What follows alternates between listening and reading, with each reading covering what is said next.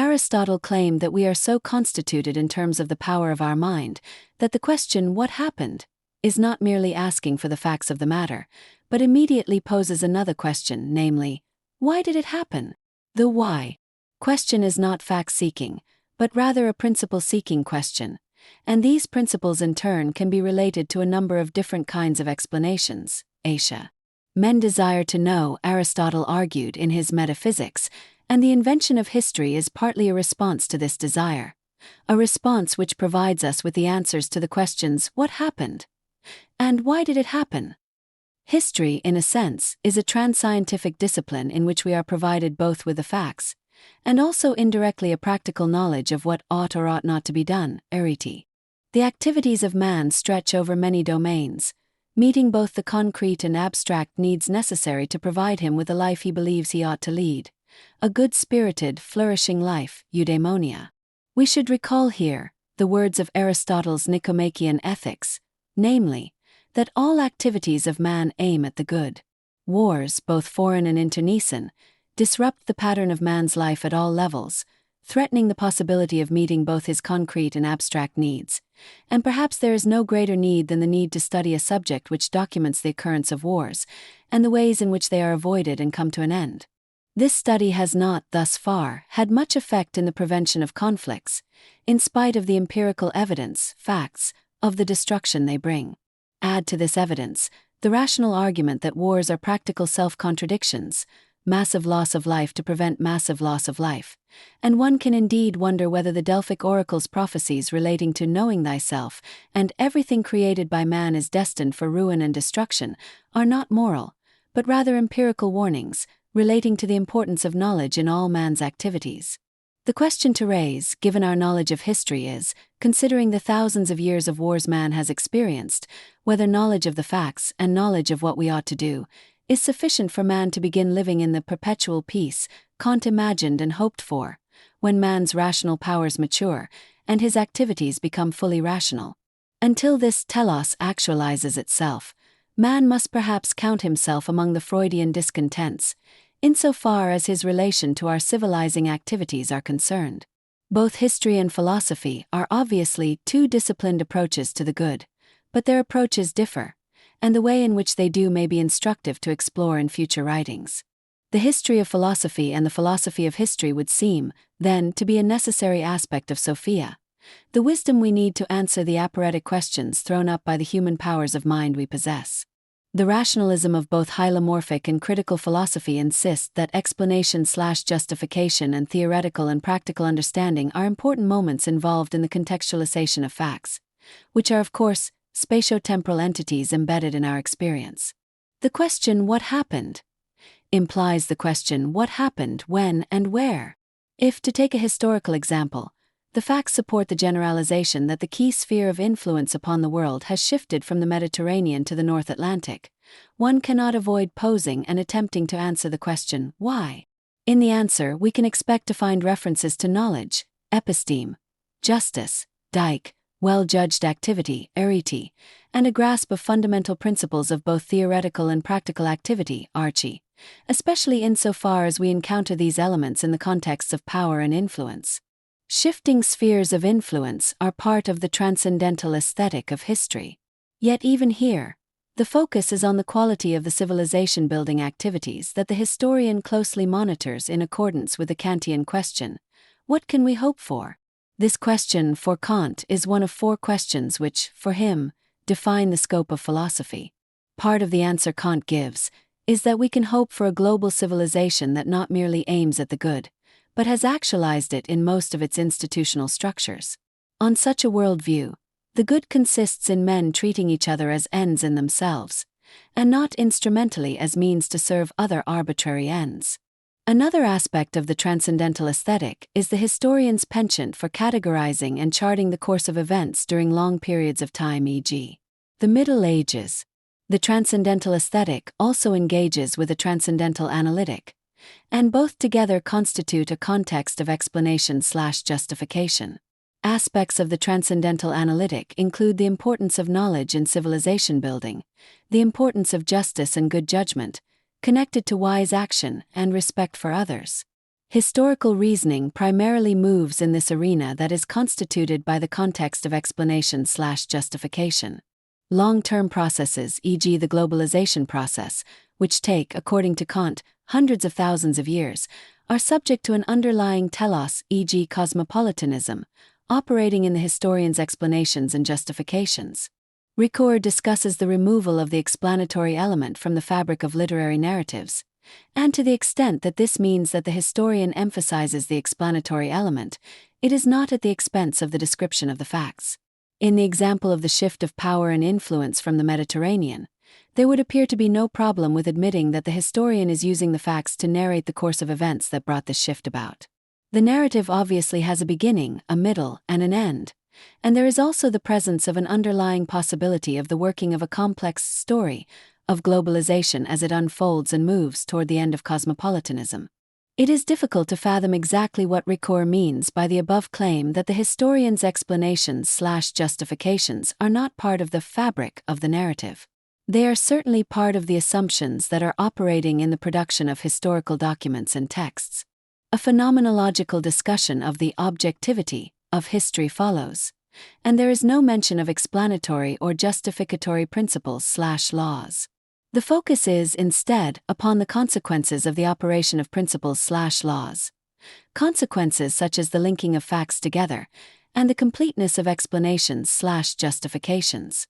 Ricoeur claims that it is the aim of historians to make their explanations/justifications autonomous and independent of the self-explanatory intent of the narrative. Ricoeur also points out that history concentrates its attention upon a different type of object, compared to that of the narrative. One is, he argues, no longer concerned with the attribution of responsibility to individuals as a consequence of their actions, but rather the concern is with nations, societies, civilizations, social classes. Page 177. The characters we encounter in narratives are replaced by more abstract entities, quasi-characters, and the assumption is made that the differences between characters and these entities are more important than their ethical identity. Socrates, for example, pointed out how all entities concerned with justice and the work of civilization ought to be considered in terms of the soul writ large, which would retain the identity of these entities with that of such.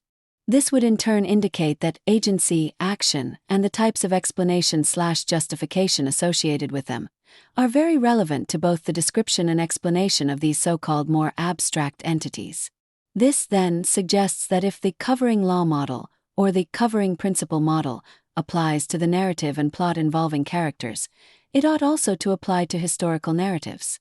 Ricoeur, as we have pointed out in previous essays, rejects this reasoning, and retreats to the vocabulary of generalizations and warrants of the kind that we find in the work of Gilbert Ryle in his work, The Concept of Mind. The term plot may, of course, be the wrong term to apply to the teleological process of globalization that leads to the end of cosmopolitanism, suggesting as it does the negative ethical activity of conspiracy. We suggested the term story, but telos may be a better technical term, and also be more appropriate ethically. Both fictional narrative and historical narrative are capable of charting causation of different kinds and logically related explanations/justifications of different kinds. If this reflection is correct, then the application of the idea of a story is common to both forms of narrative. The story of globalization and its end cosmopolitanism is, of course, a more abstract form of narrative, but it is considerably more than merely a point of view, and can be regarded as an account. The issue of historical intentionality is sketched in phenomenological terms that focus upon the differences between history and the other disciplines, rather than upon what these disciplines have in common. Husserl's idea of a life world has proven to be a useful concept in many contexts, and it has proven its value in combating analytical views of action, which emphasize causality at the expense of the reason for action and its associated intention. The application of Husserl's apparatus of phenomenology, and this technical term, life world, becomes difficult in history because of Husserl's Cartesian rejection of Aristotelian hylomorphism. Husserl's pupil Heidegger, however, has managed to provide us with an architectonic of concepts which are more applicable to the domain of historical activity. The concepts of being in the world, historicality, and being there, Dacian, can all be used to explain/justify what is going on in the world of history. Dasein, for example, understands itself in terms of its possibilities, its possible ways of being there. Living in perpetual peace in a cosmopolitan world is obviously something that is both ethically and politically desirable. Historicality is, to take another example for Heidegger, an important aspect of the temporality of Dasein, and this includes the possibility of making the past one's own, as Heidegger puts the matter. What he partly means by this is that we have forgotten an important way of thinking about being, in favor of a more inauthentic mode of thinking about our existence. This is certainly something Kant might have claimed in relation to our modern forgetfulness, beginning with Descartes and Hobbes, of the work of Aristotle, but Heidegger paradoxically claims that both Aristotle and Kant are examples of philosophers who have forgotten the meaning of being. Both, on his view, are rationalists, who have failed to appreciate the transcendental power of our imagination. As far as Ricoeur is concerned, the plot of the narrative is not the work of rationality and the faculty of reason, but rather the work of the faculty of judgment operating in conjunction with the power of imagination, which somehow accounts for the connection of particular facts. There are, however, assumptions operating in the selection of the facts, characters, actions, and expressed thoughts of the narrative, and it is highly likely that not just judgments are involved, but also the categories of the understanding and the principles of reason. Ricoeur would deny this, and insist that it is the point of view of the narrator that is determining the flow of the narrative. This point of view is composed of a number of elements which all combine to produce what Ricoeur calls an explanatory effect. He invokes Husserlian phenomenology in connection with his judgment that the sciences are all experiencing a crisis of legitimacy. The suggestion of genetic phenomenology is that the type of explanation one finds in science differs significantly from the kind of understanding demanded by the narrative produced by a narrator. It is then paradoxically suggested that causality is the nexus of all explanation in history. Page 181. Ricoeur means here that the type of causality we encounter is dissociated from the teleological and formal forms of explanation discussed by Aristotle in his discussion of systems of knowledge, and the logical structure that manifests itself in the essence-specifying attributes of universality and necessity. Neither Aristotle nor Kant would accept that a system of knowledge could be supported solely by the faculty of judgment and a power of the imagination. Such a combination could not produce a system of knowledge that requires principles of logic as well as those principles we use to regulate our use of concepts, e.g. categories. On both Aristotelian and Kantian accounts, explanation and understanding are different aspects of the same knowledge complex, and not the bipolar opposites suggested by Ricoeur. Ricoeur refuses to accept the validity of the essence-specifying attributes of universality and necessity, and prefers instead to talk in terms of structures, e.g. the structure of singular causal imputation. The sociological account of Weber is invoked to investigate the logic of singular causal imputation, which consists essentially of the constructing by our imagination of a different course of events, then of weighing the probable consequences of this unreal course of events, and finally in comparing these consequences with the real course of events. Page 183 in Ricoeur. Ricoeur chooses to illustrate this with the example of Bismarck and his decision to declare war on Austria-Hungary in 1866. Weber asks us to consider the hypothetical question of what would have happened if he did not make this decision. This question transports us into an unreal hypothetical world, in which the context of explanation/justification is replaced by a context of exploration/discovery. In this investigation, the categorical and logical reasoning of Bismarck, relating to reasons for actions and decisions, are banished from the discussion, in favor of a form of reasoning about imagined particulars and the degree of probability of their consequences, insofar as these are capable of determination by a calculating mind. There is, it must be pointed out, a contradiction in this reasoning, since according to Bayes' theorem, the degree of probability of an event can only be calculated if one has complete information about the event concerned. e.g. there are 50 white balls and 50 black balls in the sack we are withdrawing our ball from. Bismarck, of course, did not have all the information necessary for making the right prediction of what would happen as a result of his decision, because his situation was not a closed system, like that of the sack containing a definite number of white and black balls. The type of calculation involved in Bismarck's decision cannot contain any explanations or justifications, but only hypotheticals, arrived at inductively in the practical context of statecraft. This, of course, puts Bismarck into a relativist position, connected to the psychology of discovering hypotheses. Page 186. Neither Aristotle nor Kant would concede that what is going on in the Bismarck case has anything to do with knowledge, i.e., justified true belief, best illustrated by the more modern terminology of a nomological deductive model. History was not a systematically organized discipline during the time of Aristotle, who, as we know, saw no universality and necessity in a chain of singular judgments about past events. Insofar as there was no reference to formal and final atia, causes, explanations, there could be no universal and necessary explanations/justifications. From a Kantian point of view, judgments receive their universality and necessity from both the categories that determine our judgments and the principles of reasoning that serve to connect these judgments into nomological deductive arguments. Reasons can be given for the shift of power and influence from the Mediterranean to the North Atlantic, and these will not be hypotheticals torn from the womb of imagining the unreal. Reasons can also be given for the conclusion that Bismarck was either a good leader of Germany or not. All activities, Aristotle argued, aim at the good. The possible exception in the historical context is the decision to go to war, which always brings ruin and destruction in its wake, even if there are good instrumental reasons for the activity, e.g., stopping a tyrant from colonizing a very large area of the world and, as a consequence, denying freedom to hundreds of millions of people. As a matter of fact, Bismarck's decision can be evaluated from two different Kantian viewpoints.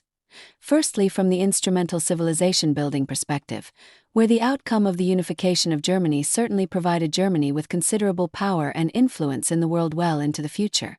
Secondly, in terms of his attachment to using war as a means to unify Germany, the failure to treat other states as ends in themselves is a contravention of the Kantian categorical imperative. Second formulation. Aristotle too would have agreed that Bismarck's decisions were not for the sake of the principle of the good. These two different judgments appear at first sight to be contradictory, but they are not so, because the principle of non-contradiction clearly qualifies itself with the words, at the same time and in the same respect. The positive judgment about Bismarck is clearly a judgment that falls into the practical category of instrumental judgments, and the negative judgment is a categorical ethical judgment. Weber is again referred to in relation to the problem of causality and its consequence, determinism. The human decision can be situated in the context of causality or the context of freedom of choice. The idea of freedom is not completely detached from causality, because, on Kant's theory, the free will causes itself to be active. Freedom, for Kant, is architectonic, i.e., an idea which orders the world in terms of ends, but it is also an idea that does not flow from experience. It is, rather, a principle which orders experience by making our concepts real or actual in the world. According to Kant, there is a detachment from the principle, every event has a cause, because this event of activity is self-causing. Also, the relation of the act of will to an actual action is not a causal one, where one can identify an independent cause and an independent effect. Bismarck's decisions to go to war can then be situated in a chain of causes situated in the phenomenal world, Kant, but they can also be situated in the noumenal world, in which, according to Kant, war may not be constitutional because it is not consistent with the ethical/political principle of bringing about the maximum freedom for everyone.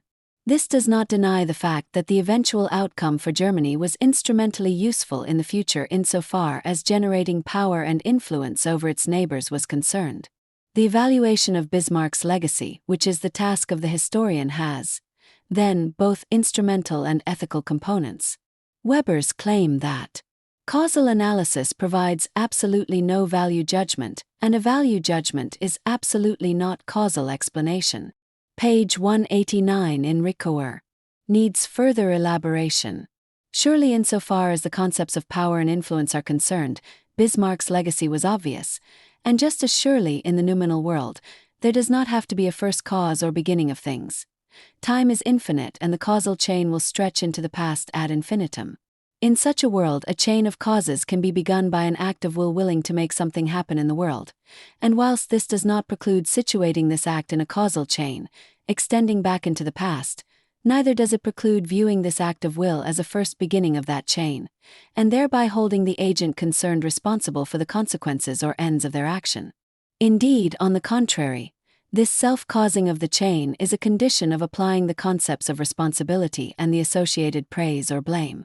Ricoeur's reasoning rests upon viewing individual decisions as singular events that cannot be generalized except in terms of exemplary necessity and exemplary universality. Page 190. This reasoning confines us to charting the causal relation between, for example, the Protestant ethic and capitalism in terms of what Ricoeur calls a singular causal chain. Given the fact that ethical evaluations in their essence are universal, this approach eliminates them from the outset. Instead, sociological generalizations are sought via the work of Weber, e.g., in terms of roles, attitudes and institutions which become the focus of attention. Page 191. It is the Protestant view of the world, rather than their ethical adherence to duty, that becomes the major issue. Predestination is obviously a critically important doctrine that testifies to the absence of one of the foundation stones of ethical theory, namely freedom. Predestination, Ricoeur argues, divests the individual of ultimate responsibility. Page 191.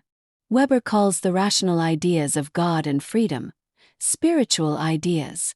Perhaps responsibility also falls into this category, which are set aside in Ricoeur's account, in favor of what he calls a probability calculus.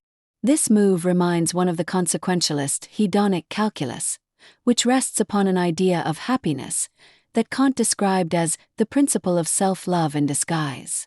Neither happiness nor the application of probability to the events under consideration can be connected to the kind of universality and necessity we encounter in contexts of explanation/justification related to reasoning ethically. Ricoeur's solution to the problems that emerge in his reflections is to turn toward the concept of plot and apply it in accordance with a concept of analogy to the singular causal chain. The idea of plot becomes a carpetbag that holds the heterogeneous elements of circumstances, intentions, interactions, adversity, good or bad fortune, together. Ricoeur then almost immediately modifies the term of plot to quasi-plot, probably partly because of the difficulty of the possible connection of plot to ethical assumptions which do appeal to the characteristics of universality and necessity that are present in contexts of explanation/justification, and also present in Aristotle's characterization of tragic plots. Historical knowledge, as we have pointed out, is presented in Husserlian rather than Heideggerian terms, e.g. noetic intention, is a favored technical concept with its origins in genetic phenomenology. Page 194. Ricoeur notes with approval Mandelbaum's definition of society. Individuals living in an organized community that controls a particular territory. The organization of such a community is provided by institutions that serve to define the status occupied by different individuals, and ascribe to them the roles they are expected to play in perpetuating the continuing existence of the community. Page 195 in Ricoeur. This, according to Ricoeur, is the ultimate reference of history. Page 195. There is also reference once again to the singularity of societies. They are defined by their difference to one another, rather than in terms of their essential characteristics. It is, that is, the singular identity of a society, rather than the principles that constitute it, that become the primary issue for Ricoeur. The differences appealed to are often empirical differences.